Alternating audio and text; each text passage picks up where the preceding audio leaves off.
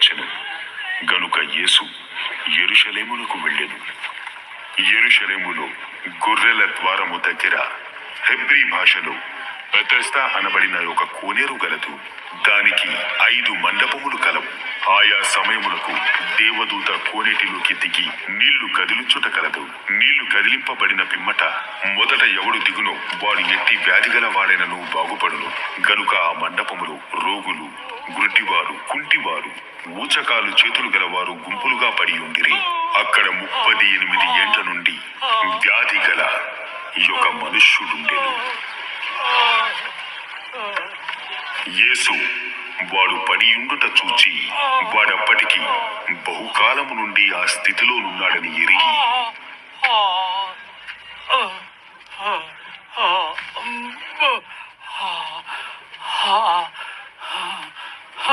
స్వస్థపడగూరుచున్నావా?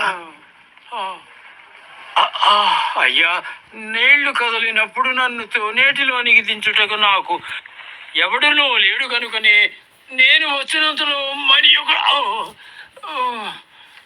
నాకంటే ముందుగా దిగాను. నీవు లేచి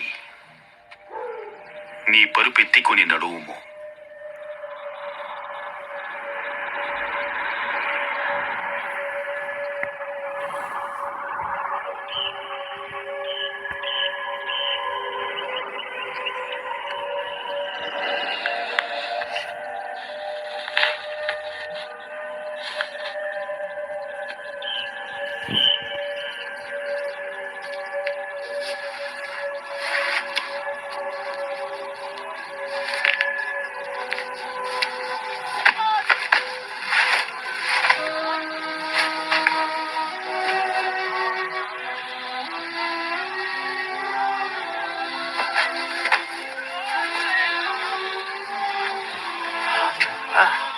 వెంటనే వాడు స్వస్థత నొంది తన పరుపెత్తికొని నడిచెను.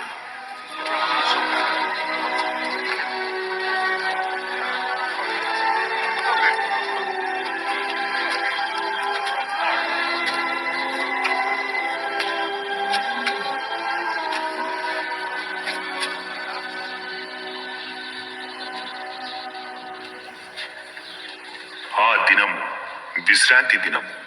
స్వస్థత నొందిన వారితో చెప్పిరి, ఇది విశ్రాంతి దినము కదా, మరి ఎందుకు పడకను ఎత్తుకొని పోవచ్చున్నావు? నన్ను స్వస్థత పరిచిన వాడు నీ పరుపును ఎత్తుకుని నాతో నడవమని చెప్పాను. నిన్ను పడకెత్తుకు పొమ్మని చెప్పిన వారెవరు? ఆయన ఎవడు స్వస్థత నొందిన వానికి తెలియలేదు. ఆ చోటను గుంపు గూడి ఉండెను గనుక యేసు తప్పించుకొని పోయేను. ఆ తరువాత యేసు దేవాలయములో వారిని చూచి, ఇదిగో స్వస్థత నొందితివి, మరి ఎక్కువ కీడు నీకు కలుగకుండునట్లు ఇకను పాపము చెయ్యకుము.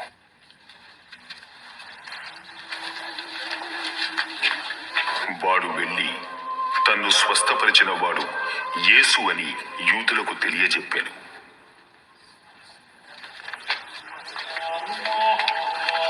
ఈ కార్యములను విశ్రాంతి దినమున చేసినందున యూదులు యేసును హింసించిరి.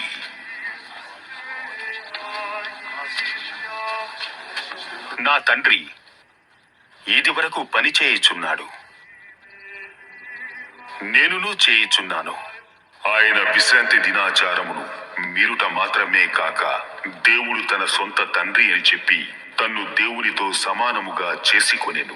గనుక ఇందు నిమిత్తమున యూదులు ఆయనను చంపవలెనని మరీ ఎక్కువగా ప్రయత్నము చేసిరి. కాబట్టి యేసు వారికి ఇట్లు ప్రత్యుత్తరం ఇచ్చెను, తండ్రి ఏది చేయుటకు కుమారుడు చూచునో అదే కాని తనంతట తాను ఏదియు చేయు నేరడు. ఆయన వేటిని చేయునో వాటినే కుమారుడు అలాగే చేయును. తండ్రి కుమారుని ప్రేమించుచు తాను చేయి వాటినెలను ఆయనకు అగుపరుచుచున్నాడని మీతో నిశ్చయముగా చెప్పుచున్నాను. మరియు మీరు ఆశ్చర్యపడునట్లు వీటికంటే గొప్ప కార్యములను ఆయనకు అగపరచును. తండ్రి మృతులను ఎలాగు లేపి బ్రతికించునో అలాగే కుమారుడును తనకిష్టం వచ్చిన వారిని బ్రతికించును. తండ్రి ఎవరికిని తీర్పు తీర్చడు గాని తండ్రిని ఘనపరచునట్లు అందరూ కుమారుని ఘనపరచవలనని తీర్పు తీర్చుటకు సర్వాధికారము కుమారునికి అప్పగించి ఉన్నాడు. కుమారుని ఘనపరచని వాడు ఆయనను పంపిన తండ్రిని ఘనపరచడు. నా మాట విని నన్ను పంపిన వాని యందు విశ్వాసముంచువాడు నిత్య జీవము గలవాడు. వాడు తీర్పులోనికి రాక మరణములో నుండి జీవములోనికి దాటి ఉన్నాడని మీతో నిశ్చయముగా చెప్పుచున్నాను. మృతులు దేవుని కుమారుని శబ్దము విను గడియ వచ్చుచున్నది, ఇప్పుడే వచ్చి ఉన్నది. దానిని వినువారు జీవింతురని మీతో నిశ్చయముగా చెప్పుచున్నాను. తండ్రి ఎలాగూ తనంతట తానే జీవము గలవాడై ఉన్నాడో, అలాగే కుమారుడును తనంతట తానే జీవము గలవాడై ఉండుటకు కుమారునికి అధికారం అనుగ్రహించెను. మరియు ఆయన మనుష్య కుమారుడు గనుక తీర్పు తీర్చుటకు తండ్రి అధికారం అనుగ్రహించెను. దీనికి ఆశ్చర్యపడకండి, ఒక కాలము వచ్చుచున్నది, ఆ కాలమున సమాధులలోనున్న వారందరూ ఆయన శబ్దము విని మేలు చేసిన వారు జీవ పునరుత్థానమునకును, కీడు చేసిన వారు తీర్పు పునరుత్థానమునకును బయటకు వచ్చెదరు.